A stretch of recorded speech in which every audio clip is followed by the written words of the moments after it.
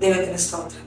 കണ്ണിലടയ്ക്കാൻ പ്രാർത്ഥിക്കാം. പരിശുദ്ധനെ സ്വർഗീയ രാജാവേ, ഈ ശബ്ദം കേൾക്കുന്ന സകലരെയും അടിയൻ തികച്ച് പ്രാർത്ഥിക്കുന്നു. യേശു സംസാരിക്കും. യേശു നാമത്തിൽ തന്നെ. ആമേൻ, ആമേൻ. മത്തായിയുടെ സുവിശേഷം 3-ാം അധ്യായം അതിന്റെ 7-ാം വാക്യം വായിക്കുമ്പോൾ യോഹന്നാൻ സ്നാപകൻ സ്നാനപ്പെടുത്തുന്ന വചനങ്ങളാണ് ആ 3-ാം അധ്യായം മുഴുവൻ കൊടുത്തിരിക്കുന്നത്. 3-ന്റെ 2-ാം വാക്യത്തിൽ പറയുന്നു, സ്വർഗരാജ്യം സമീപിച്ചിരിക്കാൻ മാനസാന്തരപ്പെടുവിൻ. യേശു ക്രിസ്തു ഇത് തന്നെയാണ് പ്രസംഗിച്ചത്. സ്തോത്രം. യോഹന്നാൻ സ്നാപകൻ മാനസാന്തര സ്നാനം പ്രസംഗിച്ചു. ദൈവം പറഞ്ഞത് ഓരോന്നായി ചെയ്തുകൊണ്ടിരുന്നു. തൻ്റെ കഴുത്ത് അറുക്കപ്പെടേണ്ട ഒരു സാഹചര്യം വന്നു. അപ്പോൾ സകലരും ഒരുപക്ഷെ കരുതി കാണും, ഇനി ഈ സുവിശേഷം പ്രചരിക്കത്തില്ല എന്ന്. പക്ഷെ ആ സ്ഥാനത്ത് യേശു ഇറങ്ങി പറഞ്ഞു, മാനസാന്തരപ്പെട്ട് സുവിശേഷത്തിൽ വിശ്വസിക്കാൻ. യേശു ഇറങ്ങി പ്രസംഗത്തിനായി. സ്തോത്രം. ദൈവത്തിന് മഹത്വം. ഇതിനകത്ത് താഴോട്ട് 7-ാം വാക്യം മുതൽ വായിക്കുമ്പോൾ 3-ന്റെ 7-ാം വാക്യം മുതൽ വായിക്കുമ്പോൾ അതിനകത്ത് എഴുതിയിരിക്കുകയാണ്, മാനസാന്തരത്തിന് യോഗ്യമായ ഫലം കായ്പിൻ. സ്തോത്രം. വീണ്ടും 10-ാം വാക്യം വായിക്കുമ്പോൾ ഇപ്പോൾ തന്നെ വൃക്ഷങ്ങളുടെ ചുവട്ടിന് കോടാലി വെച്ചിരിക്കുന്നു, നല്ല ഫലം കായ്ക്കാത്ത വൃക്ഷം എല്ലാം വെട്ടി തീയിലിട്ട് കളയുന്നു. ഞാൻ നിങ്ങളെ മാനസാന്തരത്തിനായി വെള്ളത്തിൽ സ്നാനം കഴിപ്പിക്കുന്നതേ ഉള്ളൂ. എൻ്റെ പിന്നാലെ വരുന്നവനോ എന്നെക്കാൾ ബലവാനാകുന്നു. അവൻ്റെ ചെരുപ്പ് ചുവപ്പാൻ ഞാൻ മതിയായവനല്ല. അവൻ നിങ്ങളെ പരിശുദ്ധിയാത്മാവിൽ തീയിൽ സ്നാനം ഏൽപ്പിക്കും. വീശുമുറം അവൻ്റെ കയ്യിലുണ്ട്.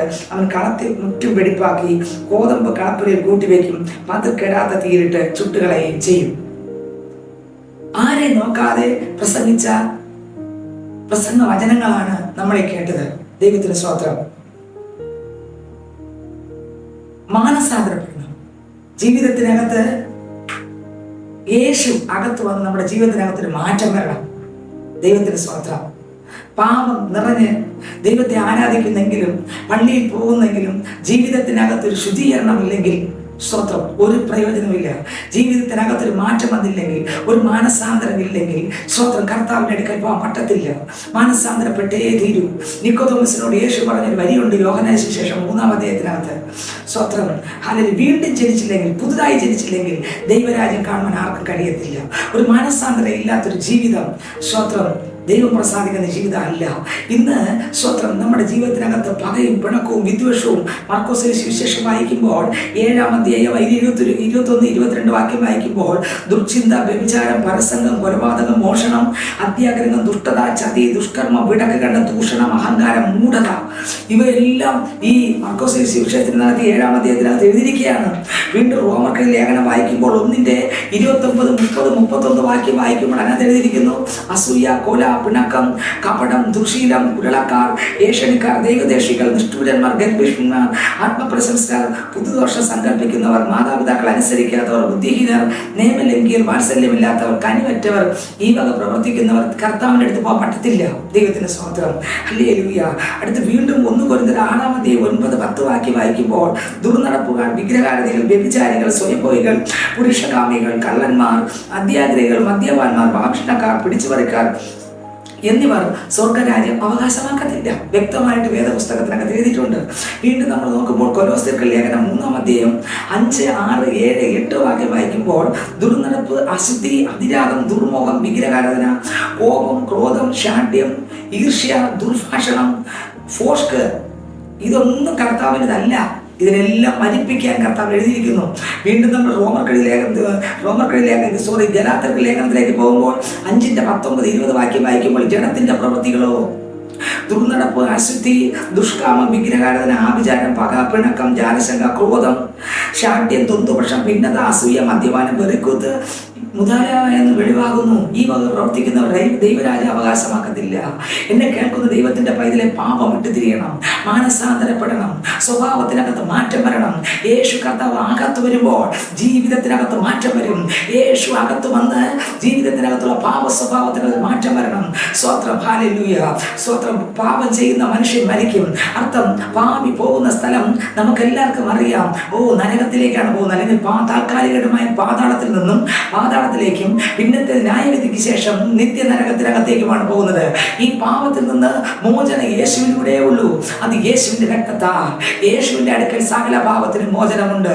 ഒന്ന് യോഹന്നാൻ ലേഖനം 1-7 വാക്യം വായിക്കുമ്പോൾ യേശു ക്രിസ്തുവിന്റെ രക്തം സകല പാപവും പോക്കി നമ്മെ ശുദ്ധീകരിക്കും. ആ രക്തത്തിന് മാത്രമേ പാപത്തെ പോക്കാൻ പറ്റത്തുള്ളൂ. ഇതാ യോഹന്നാൻ സ്നാപകൻ വിളിച്ചു പറയുകയാണ്, സ്വർഗ്ഗരാജ്യം സമീപിച്ചിരിക്കാൻ മാനസാന്തരപ്പെടുവൻ. യേശു വരാറായി. സ്വത്രം, നമ്മൾ മാനസാന്തരപ്പെട്ടേ തീരൂ. ഈ ശബ്ദം കേൾക്കുന്ന എൻ്റെ സ്നേഹിത സഹോദര സഹോദരി, താങ്കളുടെ അകത്ത് യേശു വന്നിട്ടുണ്ടോ? മാനസാന്തരപ്പെട്ടിട്ടുണ്ടോ? സ്വത്രം, ദുർമർദ്ദനപ്പ് വിട്ടിട്ടുണ്ടോ? അശുദ്ധി വിട്ടിട്ടുണ്ടോ? ദുഷ്കാമ വിട്ടിട്ടുണ്ടോ? ഇന്നും വിഗ്രഹാരാധനയാണോ? ആഭിചാരമുണ്ടോ? പകയുണ്ടോ? പിണക്കത്തിലാണോ ജീവിക്കുന്നത്? ജ്ഞാനസംഖ്യ ശാഠ്യവും ക്രോധവും ഉണ്ടോ? ഭിന്നതയും അസൂയമാണ് ജീവിതത്തിനകത്ത്? യേശു താങ്കളിലില്ല. ഹല്ലേലൂയ. ഈ ശബ്ദം കേൾക്കുമ്പോൾ തന്നെ ഒന്ന് ചിന്തിച്ച് നോക്കണം. ഒരു പക്ഷേ എൻ്റെ ശബ്ദം കേൾക്കുന്ന പൈതലെ, താങ്കൾ യേശുവിനെ ഇതുവരെ കണ്ടുമുട്ടാതായിരിക്കാം, ആളായിരിക്കാം. എന്നാൽ ഞാൻ നിങ്ങളോട് പറയട്ടെ, സ്വത്രം, ഒരേ ഒരു വഴിയേ ഉള്ളൂ, യേശു എന്ന വഴി. യേശുവിലൂടെ അല്ലാതെ സ്വർഗത്തിൽ പോകാൻ ആർക്കും കഴിയത്തില്ല. ഒറ്റ വഴി, അത് യേശുവിലൂടെയുള്ള വഴി. ആ വഴി, സ്വത്രം, ഇന്ന് ഈ ശബ്ദം കേൾക്കുമ്പോൾ തന്നെ ആ കർത്താവിനെ രക്ഷകനായി സ്വീകരിക്കാം. പാപത്തെ വിട്ടുതിരിയാം, മാനസാന്തരപ്പെടാം, യേശുവിന്റെ രക്തത്താൽ കഴുകൽ ഭാവിക്കാം, യേശുവിന്റെ പൈതലായി മാറാം, ദൈവവചനപ്രകാരം ജീവിക്കാൻ ഏൽപ്പിച്ചു കൊടുക്കാം. യേശു മാത്രം കർത്താവ്, യേശു മാത്രം കർത്താവ്, മറ്റൊരു ദൈവവുമില്ല. സ്വത്രം, ദൈവങ്ങളുടെ നടുവിലുള്ള ഒരു ദൈവമല്ല യേശു. യേശു ദേവാദി ദൈവമത്രേ. കർത്താക്കന്മാരുടെ നടുവിലുള്ള ഒരു കർത്താവല്ല നമ്മുടെ കർത്താവ്. യേശു ക്രിസ്തു കർത്താദി കർത്താവ് അത്രേ. രാജാക്കന്മാരുടെ നടുവിലുള്ള ഒരു രാജാവല്ല യേശു ക്രിസ്തു. യേശു ക്രിസ്തു രാജാദി രാജാവ് അത്രേ. സ്വത്രം, സ്തുതിക്ക് യോഗ്യനാകുന്ന കർത്താവ് അത്രേ. ആ യേശുവിലൂടെ മാത്രമേ സ്വർഗത്തിൽ ഒരു വ്യക്തിക്ക് പോകാൻ പറ്റത്തുള്ളൂ. ഇന്ന് ഈ ശബ്ദം കേൾക്കുന്ന പൈതലെ, എൻ്റെ യേശുവിനെ ഹൃദയത്തിനകത്ത് സ്വീകരിക്കാം. സ്വത്രം, ഒരുപക്ഷെ താങ്കൾ സ്വത്രം യേശുവിനെ കണ്ടുമുട്ടിയ ആളായിരിക്കാം, പിന്മാറിപ്പോയ ആളായിരിക്കാം. കഴിഞ്ഞ നാളുകളിൽ, യേശുവിൽ ജീവിച്ച നാളുകളിൽ രക്ഷിക്കപ്പെട്ട് മാനസാന്തരപ്പെട്ട് സ്നാനപ്പെട്ട് പാവങ്ങളിൽ ഏറ്റുപറഞ്ഞൊരു വിശുദ്ധ പൈതലായി താങ്കൾ ജീവിച്ചതായിരിക്കാം. പക്ഷേ വീണ്ടും താൻ പിന്മാറിപ്പോയതായിരിക്കാം. ഒരു കനലായിരുന്ന താങ്കൾ ഒരു കരിക്കട്ടായി പോയിരിക്കാം. എന്നാൽ ഈ ശബ്ദം കേട്ടുകൊണ്ടിരിക്കുമ്പോൾ അങ്ങനെയുള്ള ആളാണ് എൻ്റെ ഈ ശബ്ദം കേൾക്കുന്നത് എങ്കിൽ നിങ്ങൾ സ്നേഹത്തോടെ വീണ്ടും ഒരു ശക്തിയെ പകർന്ന് മടക്കിക്കൊണ്ടുവരുവൻ യേശു ഇരു കരവും നീട്ടിയിരിക്കുകയാണ്. ദൈവത്തിന് സ്തോത്രം. കോപം വന്നുവോ, ദുർചിന്ത വന്നുവോ, വിഗ്രഹാരാധന വന്നുവോ, പിണക്കവും പകയും ജാലസംഖ്യ വന്നുവോ, ഇന്ന് യേശുവിനോട് പറയാം. സ്തോത്രം, ദൈവത്തിന് സ്തോത്രം. മാനസാന്തരത്തിന് യോഗ്യമായ ഫലം കായ്ക്കുകയും അതിനകത്ത് എഴുതിയിരിക്കുന്നു, നല്ല ഫലം കായ്ക്കാത്ത വൃക്ഷമെല്ലാം വെട്ടി തീയിലിട്ട് കളയും. ഈ പാപം വിട്ട് തിരിഞ്ഞില്ലെങ്കിൽ വെട്ടി തീയിലിടും. പാപം ചെയ്യുന്ന വ്യക്തിയെ തീയിലിടുമെന്ന് ഞാൻ അർത്ഥം. നിത്യ നരകത്തിനകത്താണ് ആ വ്യക്തി പോകുന്നത്. താൽക്കാലിക ഇടമായ പാതാളത്തിലും അതിനുശേഷം നിത്യ നരകത്തിനകത്തേക്കുമാണ് പോകുന്നത്. അതുകൊണ്ട് ഞാൻ നിങ്ങളെ മാനസാന്തരത്തിൽ വെള്ളം കൊണ്ട് സ്നാനം കഴിപ്പിക്കുന്നേ ഉള്ളൂ. എൻ്റെ പിന്നാലെ വരുന്നവനോ എന്നെക്കാൾ ബലവാൻ. അവൻ്റെ ചെരുപ്പ് ചുവപ്പാൻ ഞാൻ മതിയായവനല്ല. അവൻ നിങ്ങളെ പരിശുദ്ധാത്മാവിൽ തീയിൽ സ്നാനപ്പെടുത്തും. സ്തോത്രം. വീശുമുറ അവൻ്റെ കയ്യിലുണ്ട്. യേശുവിൻ്റെ കയ്യിൽ വീശുമുറമുണ്ട്. സ്നേഹിതരെ, ആർക്കും തെറ്റിപ്പോകാൻ പറ്റത്തില്ല. ആ വീശുമുറത്തിൻ്റെ ആ കയ്യിൽ നിന്ന് ആർക്കും തെറ്റിപ്പോകാൻ പറ്റത്തില്ല. ഈ വീശുമുറ കർത്താവ് മറ്റാർക്കും കൊടുത്തിട്ടില്ല. അത് യേശുവിൻ്റെ കയ്യിൽ തന്നെ ഇരിക്കുക. വീശുന്നത് കർത്താവാണ്. ഒറ്റ രക്ഷപ്പെടത്തില്ല. രക്ഷപ്പെടാൻ പറ്റത്തില്ല. ആ വീശുമുറത്തിനകത്ത് വീണേ തീരൂ. അതിലെഴുതിയിരിക്കുന്ന വീശുമുറ അവൻ്റെ കയ്യിലുണ്ട്. അവൻ കളത്തെ മുറ്റും വെടിപ്പാക്കി ഗോതമ്പ് കളപ്പുരയിൽ കൂട്ടിവെക്കും. പതിർക്കെടാത്ത തീയിലിട്ട് ചുട്ടുകളയും. എൻ്റെ ശബ്ദം കേൾക്കുന്ന പൈതലെ, നീ പതിരാണോ, നീ കതിരാണോ? സ്വത്രം, കതിരാണെങ്കിൽ അത് ക്രിസ്തുവിൻ്റെ പൈതലാണ്. ആ ക്രിസ്തുവിൻ്റെ പൈതൽ വചനത്തിൽ ജീവിക്കും. പാപത്തെ ഏറ്റുപറഞ്ഞ് ഉപേക്ഷിച്ച് ക്രിസ്തുവിനായി ജീവിക്കും. നേരത്തെ ഒരു കൂട്ടം പാപങ്ങൾ കേട്ടു. ഇതൊന്നും ചെയ്യുന്നതല്ല കതിരെന്ന് പറയുന്നത്. സ്വത്രം, കതിര് അല്ലെങ്കിൽ സ്തോത്രം, കതിരെന്ന് പറയുന്നത് കർത്താവായ യേശു ക്രിസ്തുവിൻ്റെ കൃപയിൽ നിറഞ്ഞ ക്രിസ്തു അകത്ത് വന്ന് പാപത്തെ ജയിച്ച ഒരു പൈതലിനെ കർത്താവ് സൂക്ഷിക്കും. ദൈവത്തിന് സ്വതന്ത്രം. എന്നാൽ പതിർ എത്ര വചനം കേട്ടിട്ടും എന്തെല്ലാം നടന്നിട്ടും യേശുവിനെ കർത്താവായി സ്വീകരിക്കാതെ പള്ളിയിൽ പോകുന്നെങ്കിലും ആരാധിക്കുന്നെങ്കിലും ജീവിതത്തിനകത്ത് മാറ്റമില്ലാതെ, സ്വഭാവത്തിനകത്ത് മാറ്റമില്ലാതെ, സംസാരത്തിനകത്ത് മാറ്റമില്ലാതെ, കോപത്തിനകത്ത് മാറ്റമില്ലാതെ, അശുദ്ധിയുടെ ചിന്തയോടെ, അശുദ്ധമായ സ്വഭാവത്തോടെ നടക്കുന്ന പ്രിയ പൈതലേ, താങ്കളാണ് എൻ്റെ ശബ്ദം കേൾക്കുന്നതെങ്കിൽ ഇന്ന് കർത്താവ് വിളിച്ചാൽ എവിടെ പോകും? നമ്മൾ വിചാരിക്കും പണ്ട് ഞാൻ യേശുവിനായതാണല്ലോ, പോകും. ഇല്ല ഇല്ല ഇല്ല. യേശുവിന്റെ രക്തം കൊണ്ട് കഴുകൽ പ്രാപിച്ച് വീണ്ടും മടങ്ങി വരാമോ? സ്വതന്ത്രം പതിർ കെടാത്ത തീയിലിട്ട് ചുട്ടുകളയും. വീശുമുറം യേശുവിന്റെ കയ്യിലെത്രയേ ഉള്ളത്.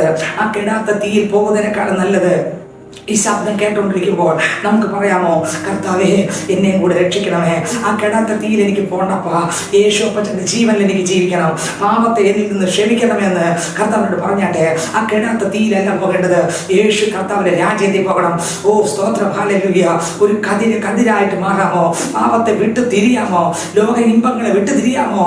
സത്യ ദൈവമാകുന്ന യേശുവിനെ കർത്താവ് രക്ഷകനുമായി സ്വീകരിച്ച് പാപത്തെ വലിച്ചെറിഞ്ഞ് സ്വഭാവത്തിനകത്ത് ക്രിസ്തുവിന്റെ സ്വഭാവത്തിൽ നിറഞ്ഞ് ഒരു ദൈവത്തിന്റെ പൈതലായി ജീവിക്കാമോ?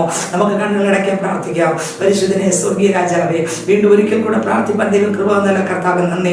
എൻ്റെ ഈ ശബ്ദം കേൾക്കുന്ന എൻ്റെ സഹോദരനെ സഹോദരിയെ, പാവ ജീവിതം വിട്ടുതിരിഞ്ഞ്, അപ്പച്ച ആശുദ്ധി വിട്ടുതിരിഞ്ഞ്, ലോകമോഹം വിട്ടുതിരിഞ്ഞ്, പകയും പിണക്കും വിട്ടുതിരിഞ്ഞ്, വിദ്വേഷം വെറുപ്പും വിട്ടുതിരിഞ്ഞ് ക്രിസ്തുവിന്റെ മകനാക്കി മകളാക്കി മാറ്റണമേ അപ്പ.